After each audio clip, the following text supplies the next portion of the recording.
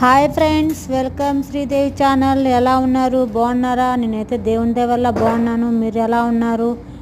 ఏంటి ఈరోజు వీడియో చేయడానికి కారణం ఏంటంటే, ఒక్కొక్కరు ఏమంటారంటే కోవిడ్లో ఆడవాళ్ళకి ఏం పనులు ఉండవు, ఆ వీడియోలు పిచ్చి పిచ్చి వీడియోలు చేసుకుంటూ ఉంటారు, వాళ్ళకు పని పాట ఉండదు, ఏం లేదు, పోతున్నారు వీడియోలు చేసుకుంటా ఎంజాయ్ చేస్తూ వచ్చేస్తున్నారు ఇంటికి అంటారు కదా. ఒకసారి ఆలోచించి అనండి ఆ మాట. ఎందుకంటే ఆడవాళ్ళకి ఎన్నో కష్టాలు ఉంటాయి.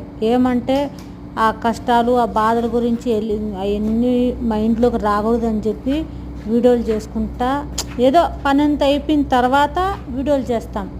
అర్థమైందా? వీళ్ళేమి వీడియోలు చేసుకుంటున్నారు, పని ఉండదు అనుకోద్దండి. పని అంతా అయిపోయిన తర్వాతే వీడియోలు చేస్తాం మేము. ఎవరు ఖాళీగా ఉండి వీడియోలు చేయరు ఆడగానే. ఎప్పుడైనా ఎవరైనా కానీ అర్థం చేసుకోండి. ఆడవాళ్ళకు ఓ మాట అనేప్పుడు ఒక్కటికి 2 సార్లు ఆలోచించండి. మీకు ఉంటారు కదా అమ్మ, చెల్లి, ఎవరో ఒకరు, వాళ్ళని దృష్టిలో పెట్టుకొని మాట్లాడండి ఎవరైనా కానీ. ఇప్పుడు మగవాళ్ళకి అడుగుతారు ఇక్కడ కార్లు, ఎక్కడ కానీ మన ఇండియాలో కానీ నేను ఆడదాన్ని కాబట్టి మొత్తం అన్నీ క్లీన్ చేసుకోవాలి. కార్లు కడగల్ల, ఇంట్లో పనులన్నీ చేయాలి అనేప్పుడు ఎవరైనా కామెంట్లు పెట్టేప్పుడు జాగ్రత్తగా పెట్టండి.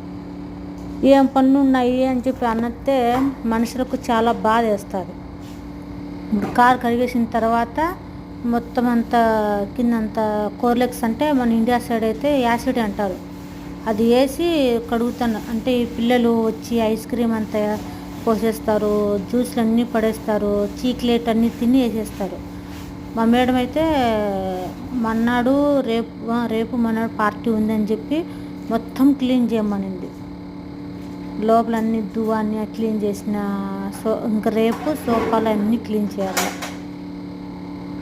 మనము ఎత్తేప్పుడు ఏం బరువు ఉన్నా ఎత్తల్లా. మనం ఏం పని చేసినా వాళ్ళు చెప్పిన పని చేస్తూ ఉండాల.